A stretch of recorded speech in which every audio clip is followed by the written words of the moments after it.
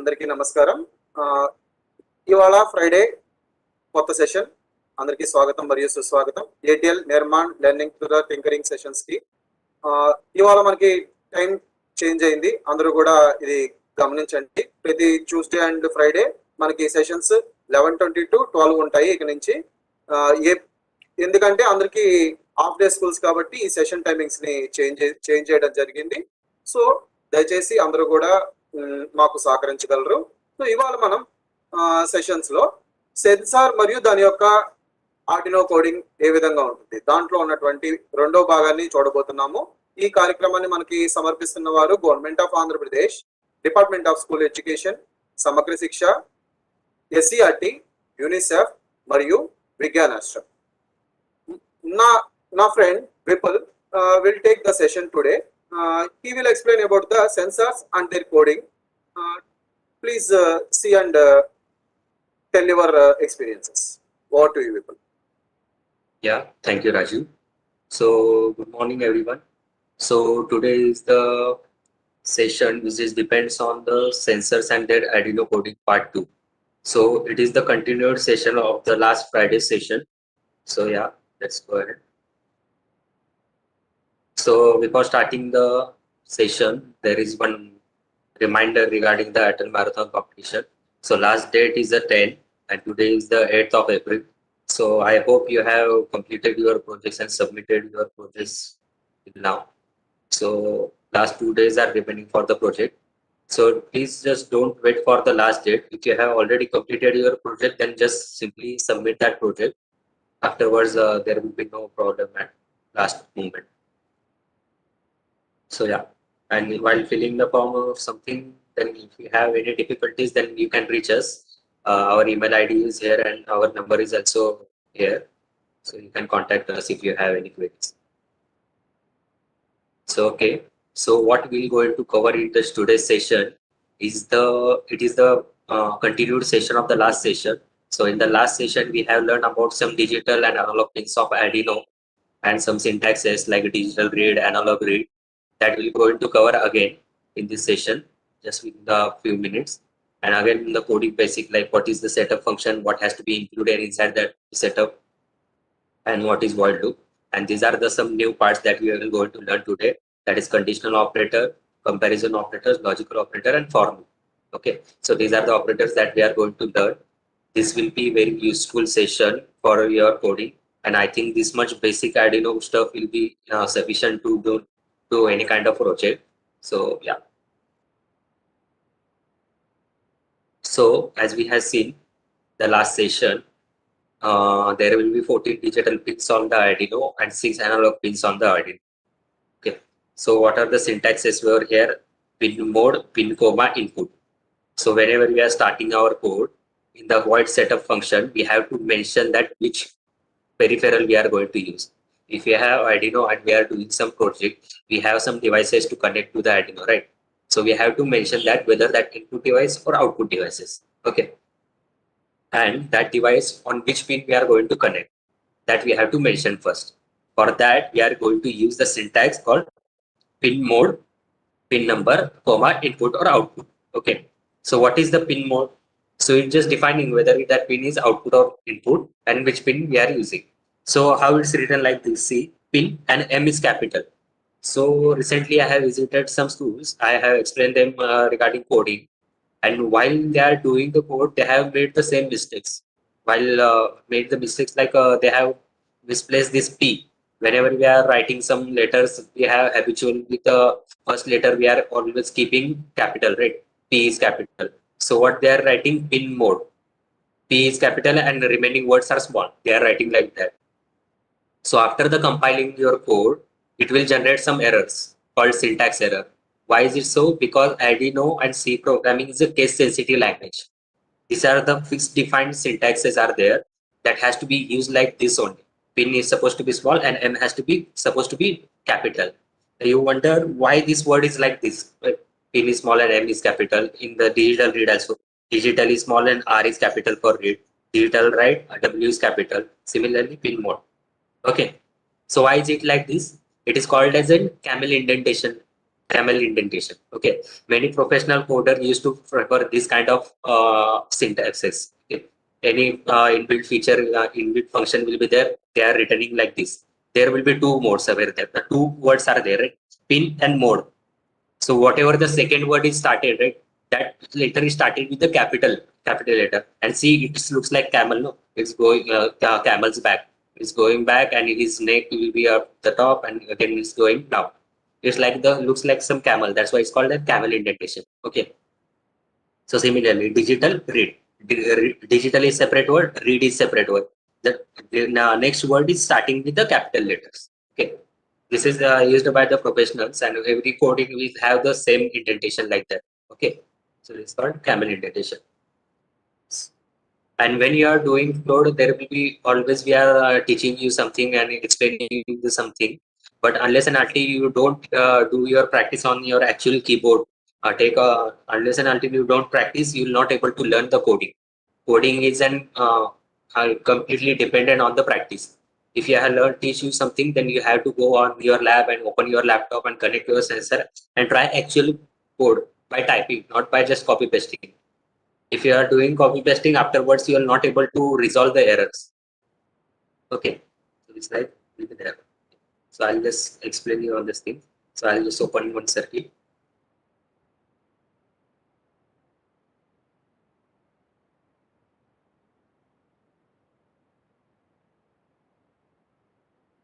So I'm taking one simple example of Arduino switch. Okay. So I connected 5-volt supply, ground, and digital pin number is 2. Switch is an digital device. No, it gives only high or low logic, right? If you press, it will give you 5 volt. If you not press, it will give you ground. Ground means 0 volt. This is what is the program is. If we start initializing, and if we are pressing the switch, LED is glowing, right? So what is happening inside the code that I explain you?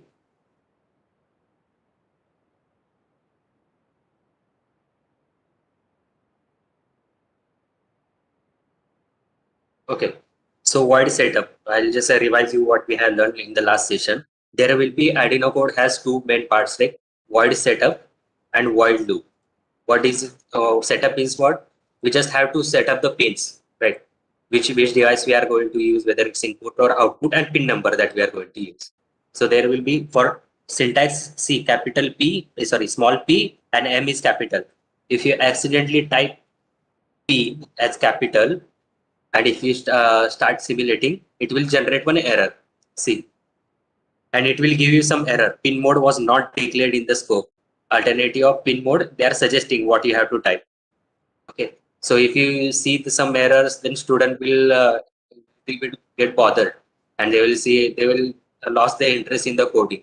That will be, although that will be the simple errors will be there, but still the student don't want to do that after the error comes. So just do carefully. We have the basic examples over here. Just try to type on the your Arduino by yourself. Then you will be able to understand the syntaxes and the coding architecture as well in the well configured. Okay, so see, void setup. Void setup means setup of the pins, which whether that input device or output devices, and pin number. We have connected the switch on pin number 2. That's why it's 2. And pin number 13 is an inbuilt LED. And there is an inbuilt function of Arduino. It's called a LED built-in. It is simply like 13. You can write it like this only. Okay. But let's keep it as it is. This is void setup. And for void loop is what? It will repetitively, continuously happening. If you have connected your power, this loop is continuously happening. And whatever is there inside this loop, is executing that parts. So what is that? First state is digital read. Digital read. It's just observing that pin, right? Observing the pin here. Which voltage is coming over here. So it's just the button state and is assigning to the button state.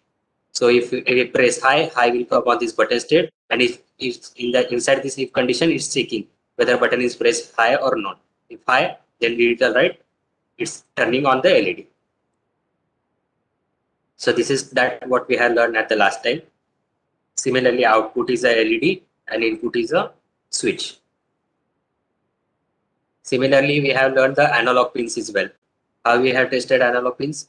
There is the inbuilt function of analog read. Okay. Analog read, which has some set of different values. If we have switch, it has only two possible states, either 0 volt, either 5 volt. But analog devices has many states. If you have connected 5 volt and ground, whatever the ranges in that between that 0 to 5 volt, there will be some steps will be there. No? So analog input is going to read that states. Okay. So I'm just taking one simple potentiometer example, which is a basic analog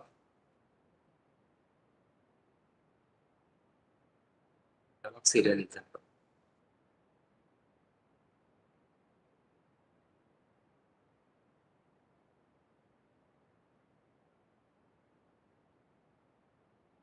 Zero. How much value we are changing, it is giving us some analog values. At the maximum, it's giving that 1023, and the lowest it's giving 0 volt. That's what we have learned so far, right? Now see, conditional operator. What is mean like the conditional operator? It's just checking some kind of condition. Let's see. It is one of the powerful condition statement. Condition is executed first before the executing any statement inside the body of it. The example as we showed. So see, if number 1 is less than number 2 is the condition. This part is getting executed first, okay, in the code. And after that, if this condition is get satisfied, then only what is this inside that this curly brackets, that part is going to be executed. Suppose I am keeping number 1 as a 10 and number 2 as a 20. So number 10 is less than number 20, right? So this condition is get satisfied, means this condition is get true. So whatever is this inside that curly bracket after this if loop, this part is getting printed. Number 1 is smaller than number 2 that we are printing. And suppose number 1 is 20 and number 2 is 10, right? Then what will happen? This condition is false. 20 is not less than 10, right? So this condition will get false. So what will happen? This condition will not execute this part. It will generate this part, else part will get executed. 20 is less than 10. That's why this condition is false. That's why this statement will not going to be executed. Else part will get executed. And this will get printed. Number 2 is smaller than number 1. Okay, like this. Now where we can use this? So, see.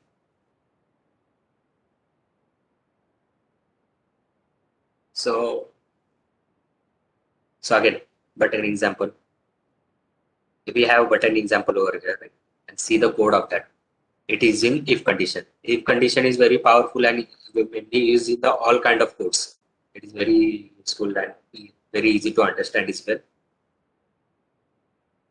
So see, now we are assigning button, but now we are checking whether button is pressed or not. We are observing the outside environmental event, right? So it's just checking look or taking look on this particular pin, whether that pin is pressed, is detected some high voltage or not. So for that, what is happening? Button state is equal to high or not. It's checking. So what is button state? Is what digital read, comma 2. So we are reading the digital logic. Digital logic means what? 0 or 1. It's just detecting that one and is storing in the button state and is checking over here. Button state is high or not. If button state is high, high means 5 volt. 5 volt means one logic 1. Logic 1, 5 volt and high logic. It's all the same things. Okay. So button state, if we pressing button, 5 volt will come. That is nothing but a high logic. And we are checking now whether that button state means high is equal to high or not. Now button state is high. That's why whatever is there inside this curly bracket, this part is get executed. LED built-in high. At that time, we are writing to the pin number 13 that you have to turn on because it's an output device, right? So button state high. If button press, digital LED high. Else part, if button is not pressed, means 0 volt is there. No, 0 volt means 0 logic. Means digital button read is getting 0 volt and button state is equal to 0 then. Then it's comparing 0 is equal to high. No, wrong, false condition, right? That's why this part is not getting executed. This part will get executed, else part. And what is inside that? Digital, right? LED built-in is low. That means we have to turn off this LED at that time. Okay. So this is one simple if-else condition. So where else we can use these conditions? Now see, this digital example will be very easy for that. Let's take one analog read example. Okay, I'm taking one potentiometer instead of potentiometer. Okay, so what this potentiometer will give you? So see, just take a look first on the analog code. So what is that? Sensor we have connected, potentiometer is connected to 5 volt ground and A0 is connected to 1. So if you vary this potentiometer, voltage will get varied and depends on this, the analog value back to this, it will get varied. So sensor value is analog read A0. What is sensor value? Sensor value is nothing but a value that whatever is getting here on this pin, we are storing that value in the sensor value. First of all, pin mode A0 comma input. As a potentiometer is input device, we can choose any kind of sensor over here, analog sensor over here, right? So that's why it's very easy for putting potentiometer rather than taking any kind of sensor. So it's just for a simple example that I'm telling. So pin mode A0 pin that we are using, and this device is called input, and serial begin.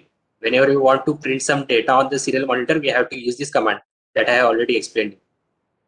Now analog read, whatever value is coming on this A0 pin, we are storing on the sensor value, and we are simply just printing that sensor value. Okay, so that what we have. We have open 0 and 103. Now we have to play with these values. Okay, how we can play with these values? Every sensor value we can able to play with that sensor value. Now this part I don't want, so I will make it in the comment. Okay, so I'll just put some condition. If sensor value is less than 500, then there is no semicolon over there, right? Then serial dot print. I am just typing what sensor value is lower. Okay. For example, sensor value is lower. Just ignore the spelling mistake, which is just for understanding. It will give you this value, and you have to close it if condition. So if the sensor value is less than 500, the sensor value is lower, it will get print. Okay. So if I do start simulation, the value is 0. 0 is less than 500, right? So that's why it's printing. If the value is getting higher than this, nothing is getting printed. So how you can see, now we can put one more condition, like if sensor value is greater than 500, then serial print. You just copy this step. Just instead of higher, you put higher value. Lower, you put higher value. Again, we have to close this curly bracket. And if you type ln in front of println, then it will print in the next line. So see the difference. Sensor value is getting higher because now currently potentiometer is on the higher. Now I'm making it low. So see, lower is printing on the next to each other. If I am printing higher, it's come on the next line, because inside this, if value is greater than 5, we are keeping ln over here, right? So it's coming on the next line. Okay, this is the some basic for if condition, if and else condition. Okay.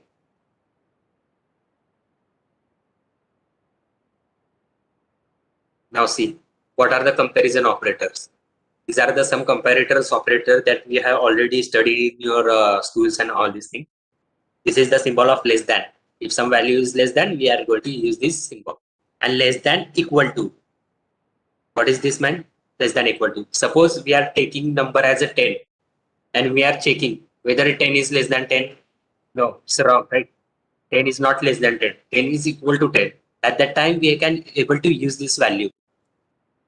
Like 10 is less than equal to, if the condition is get satisfied, means 10 is actually one border value is coming, then what will happen?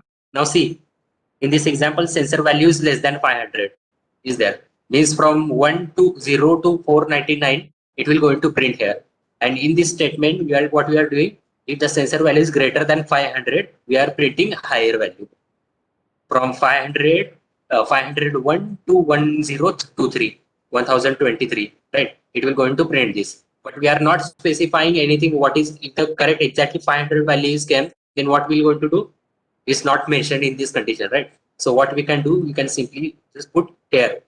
If sensor value is less than equal to 500, then print sensor value is low. So what we are assigning, 500 value we are also assigning, right? I hope you are understanding this. Okay. And similarly, greater than, that I stated. Less than, greater than, and again greater than, equal to, and equal to, equal to. And please notify what is the difference between normal equal to and double equal to sign. There is a very minor difference here there, but a very important difference will be there. Okay. So what I'll do, I'll just disconnect this. I'll just give you some example regarding that. Okay. I'm deleting this thing. And I'm again opening the switch example. Okay.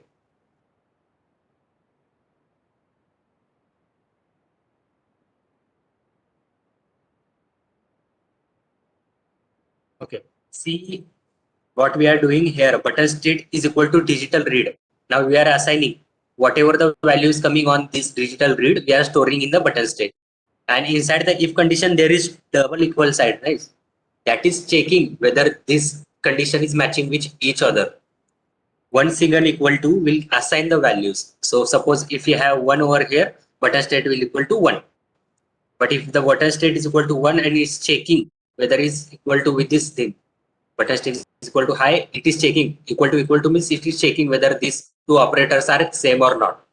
And inside this statement, it's just assigning, simply assigning the value. If A is equal to 10, then A is equal to 10 only. So if you suppose inside this statement, if you write A is equal to 10, then it's checking whether A is equal to is 10 or not. If it's yes, then it will execute. If it's not, then it will execute the else part. Okay. So this is some basic operations. And not equal to. Not means what? It's will just reverse the state. Suppose instead of button state, we'll just write not over here. Not button state is equal to high. What will happen? If the button state is equal to high, it will checking. It will invert it. Not will invert it. If button state is high, it will store in this button state. And not means what? Button state, it will invert it to low. Okay. So let's check how it's working. Previously, what is happening?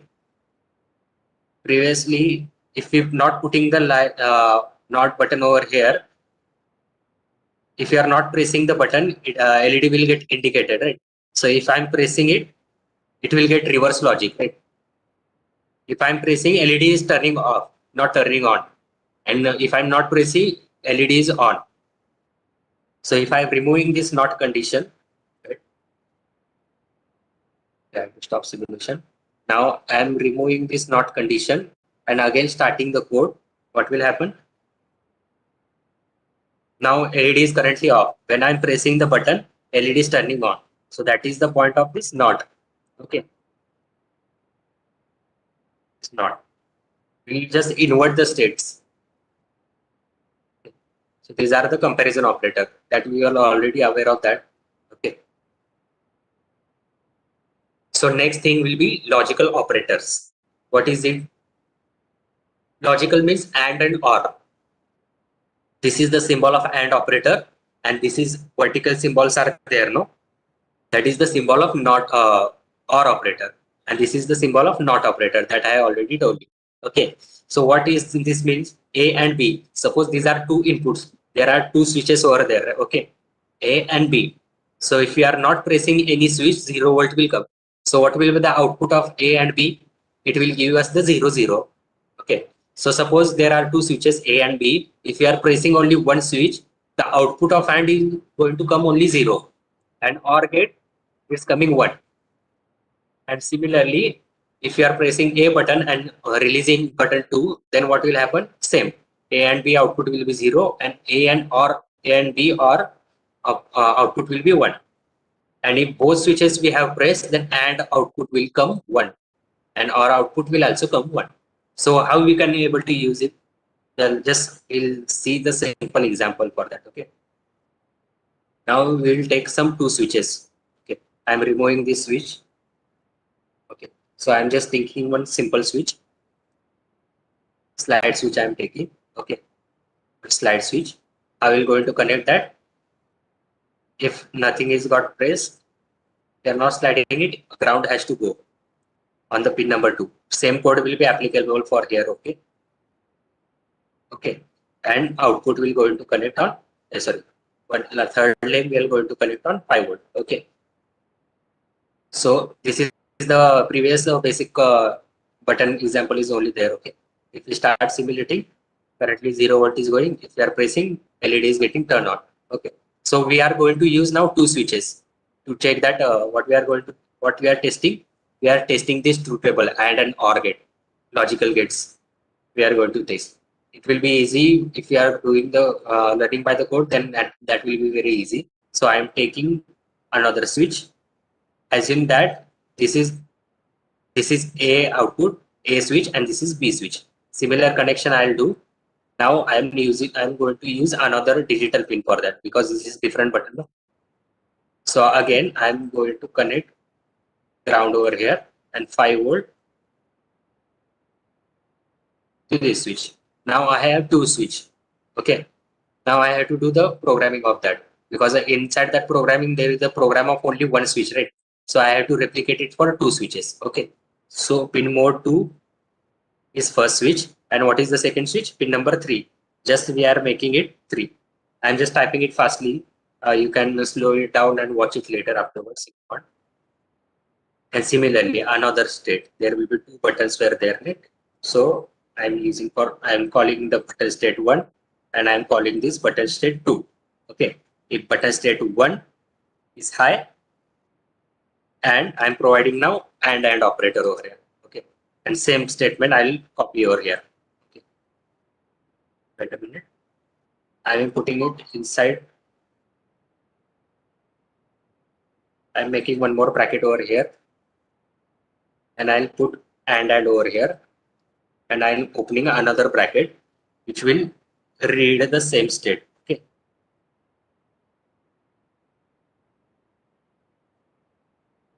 Now instead of 1, we are going to press it 2. Okay. So same code will happen. Now I am just, instead of taking 1 switch, I am using AND gate, and I am taking look whether these 2 switches are pressed or not. We'll just test the AND and OR gate operation, so we'll understand. So I'm just simply taking 2 switches and acting as a one.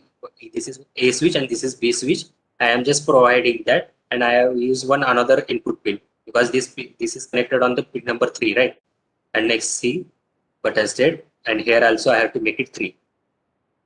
Whatever is pressed inside the button 2, it will store in the button state 1, and whatever pressed on the pin number 3, it will store on the button state 2, and it's just observing the conditions. Okay. So for that, here also we have to define globally. Currently we have what is the value of that button state, global values.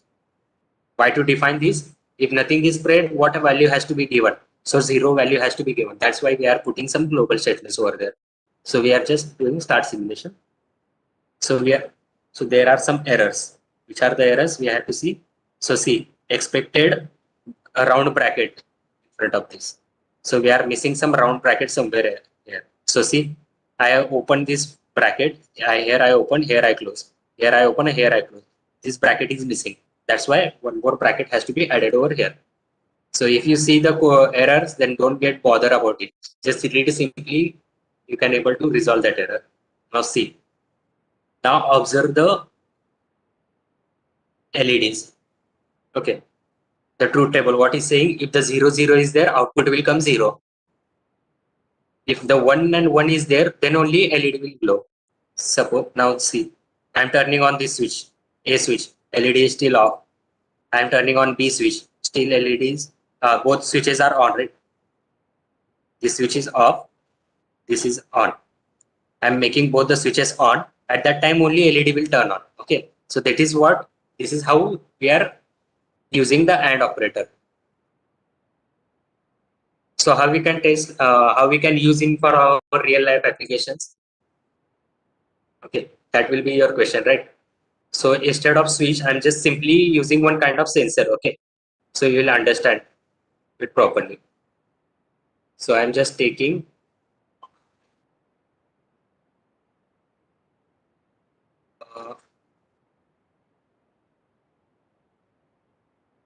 I'm just taking one sensor called PIR. Okay, I'm taking two sensors. Suppose in the inside the room, I have connected these two sensors to detect any kind of movement. Okay, so I'm same pin I'm going to use.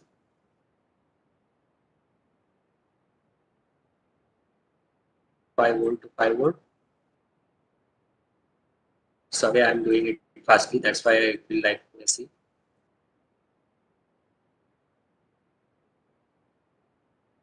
Okay. Now same thing will happen inside the code. If the both sensor only turn on at a time, then only LED will glow. But it is not possible in this kind of real-time applications. No. So at least this is PIR sensor. It's detecting some movements inside the room. Okay. But only one movement can be able to detect at a time. No. So we have to see. Suppose there will be one entire room. Inside that, I have connected two sensors at two different walls. And if some human is coming at that time only, I have to turn on the light of our room. Okay. So for that application, I'm using this pair sensor. But see the code, how the code is working. If both the condition is satisfied, is both sensor will give the logic high, at that time only LED will glow. This is what the AND condition will do. Okay. And similarly, similarly, what is OR condition? OR condition, observe the inputs of OR condition. If 0, 0 is there, 0 will display. At least 0 and 1. Suppose B is on, it will giving output 1. If A is on and B is low, then also it's giving higher. If both are on, it will give the high voltage. For this condition, for applications like this, we can able to use the OR condition. Okay. So instead of AND, we are just keeping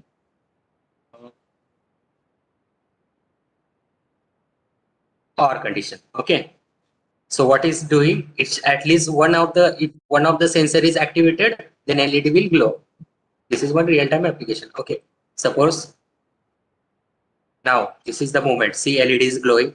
See, observe the LED over here. This is first sensor. If it is detecting some movement, LED is glowing on. And at that time, this is low, right? This is not moving anything. Now this is moving. Still LED is glowing. At least one of the output is one of the sensor is detecting some movements. No. So at that time I can able to turn on my tube light.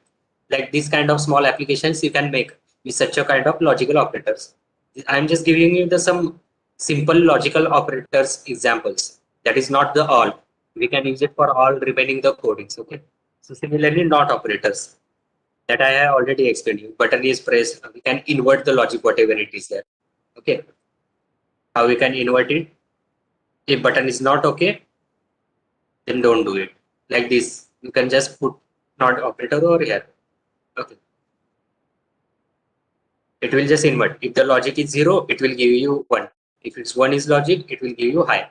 This is called as logical operator. It will be very useful in our upcoming sessions and different kind of codings. It will be very useful. So next thing, what is the for loop? This is the very advanced concept that you can able to see. What is this? This is one for loop. What is the for loop? For loop. You have already seen the void loop. Void loop is what? There are the two different kind of loops over there. No?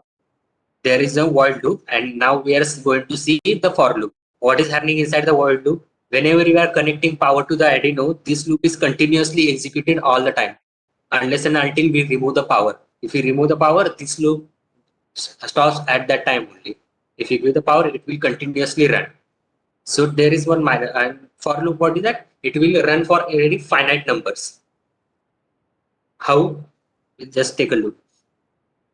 A for loop is an repetition control structure that allows you to efficiently write a loop that needs to execute specific number of times. The syntax for loop as in given below. This is the syntax for open bracket initialization, condition, and increment, and whatever, if this condition is satisfied, whatever there inside these statements will get executed. Okay, for example, now see, initialize means what? A is equal to 10 is the initialization, right? This value we have to give initialization.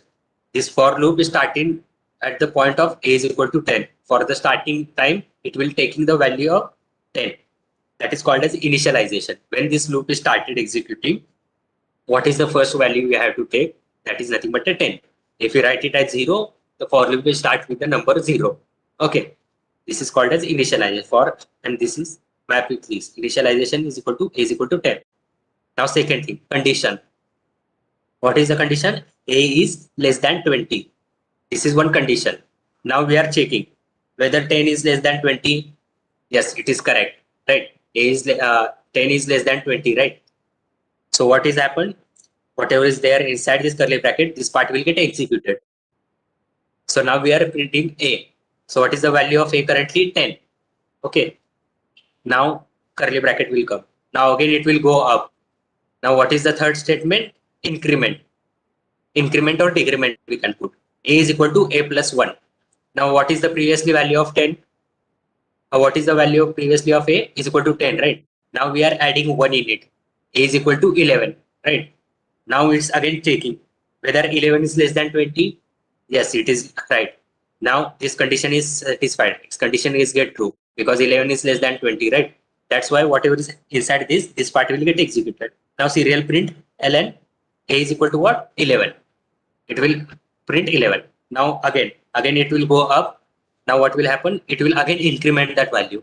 Now 11 plus 1 what? 12. Now A is 12.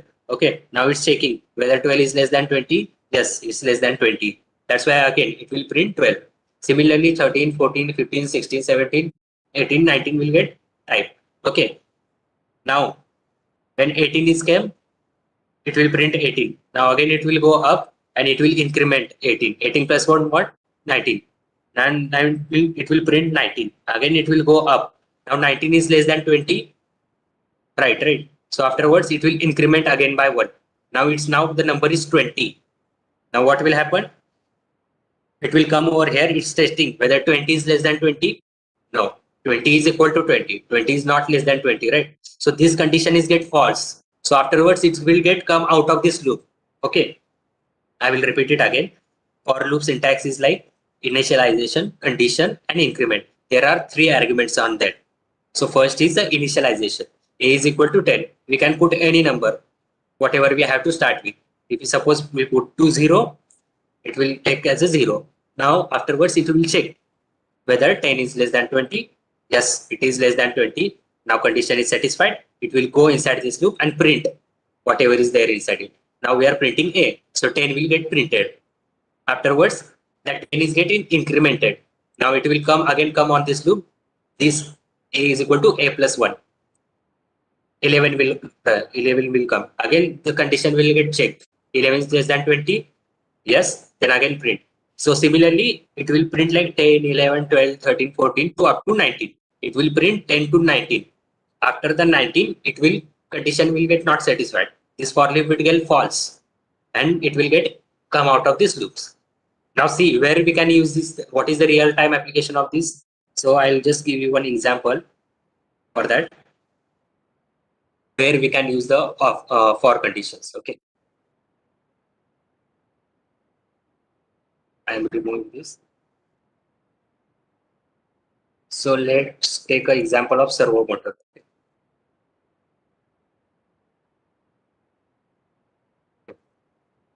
Arduino has example of servo motor. So I'm opening the code of this. The code mode. So see, this is one basic example of code, servo motor. So servo motor needs some library that we have to install it from our website. Okay. Now word setup. Servo attached 9.250. That is one inbuilt function of this servo motor. What is that? That is stored inside the servo motor H. Okay. Now we are using pin number 9 for the servo motor. That's why we define servo motor servo 9. Okay. So void loop. Now see, I'm just removing this part for your understanding.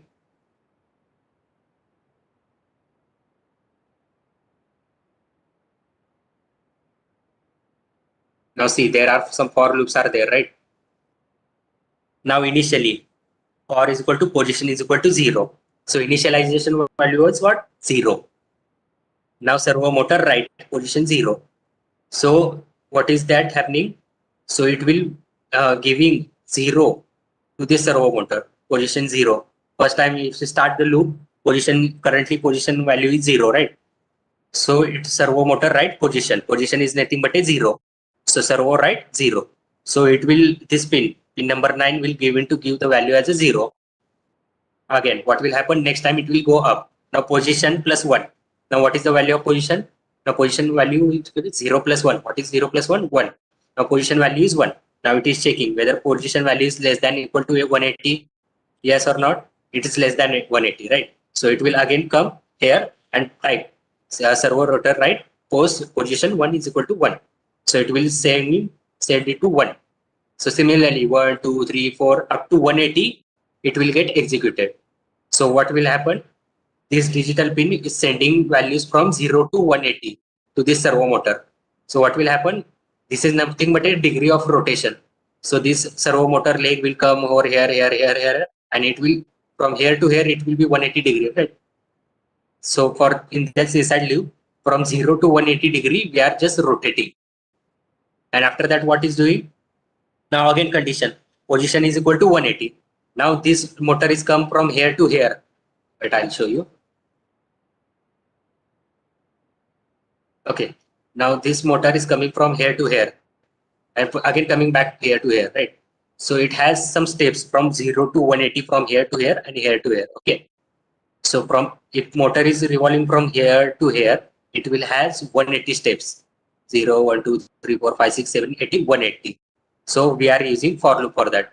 Initially it has 0, then 1. Then this shaft will come over here. Similarly 1, 2, 3, 4, 5, 6, 180. We have to increment it by step, right? That's why we are using for loop for such applications. In first condition, we are making from 0 to 180. And afterwards, we are on the next statement. This is the increment operator and this is the decrement operator because we are doing negative over here, right? Position 180, starting at the 180. Now we are checking position is less than equal to 0 or not. Not. Now we are decrementing. Now value will become 179. Now again is checking whether 179 is greater than 0, is greater than 0. Again it will reduce that value. Again it will go up. It will coming in the reverse value. Okay, reverse order. This is initialization that we have to define, and this is the condition, whether this condition is satisfied or not. If it gets satisfied, whatever is there inside this curly brackets, it will get executed. If the condition is get false, it will come out of this loop. Let's take a look again. Okay, position 1 is 0. We are initializing this value. Now we are incrementing, we are printing that value 0. Now again it will come up. Now we are incrementing that value. Now position 1, 0, it will come to 1. Now it's checking 1 is less than equal to 180. 1 is less than 180, right? It is correct. That's why it's again go inside this loop. Now it will giving print 1. Now again it will come out. It will increment that value. Now value is become 2. Now it's checking whether 2 is less than 180. Yes, is correct. Again it will type 2 over here. So at what time it will come out of this loop? Now 180. Now see. Now 179 is came and we are incrementing that value 180. Now it's checking 180 is less than equal to 180. Condition satisfied. Again it will print here. Now again we are incrementing that value. Now value become 180. Now it's checking whether 180 is less than or equal to 180. Now condition is false, right? So it will come out of this loop. Now next statement will get executed after that. Okay. Now again this statement is get executed. This is how we are going to use the for loops. I know it is very difficult to understand, but just go back and try to again watch these things and try to learn those things. And what you can do, just try to implement that things.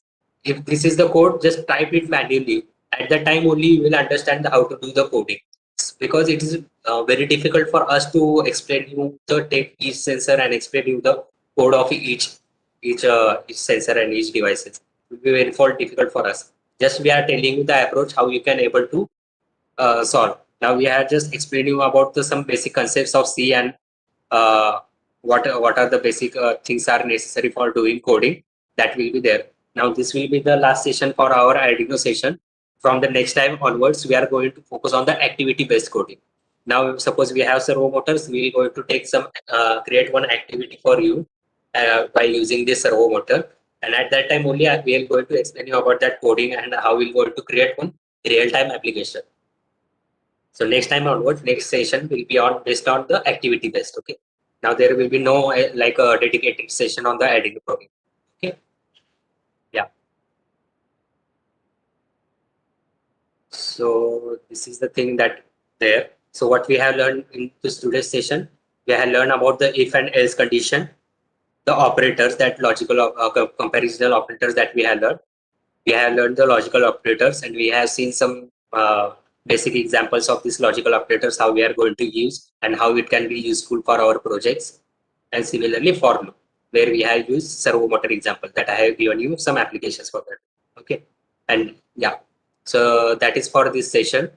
So yeah, I would like to thank for the Government of Andhra Pradesh, Department of School Education, Samagra Shiksha, UNICEF, and Vigyan Ashram for giving me this opportunity to deliver my session in front of you. And thank you for all students that for attending this online session. And yeah, stay tuned for the session, next session. And if you have any queries regarding your projects or submitting your projects to the ATL Marathon, you can always reach us at these numbers, and there is some email ID we have provided. So yeah, that is the thing from my side. Thank you very much.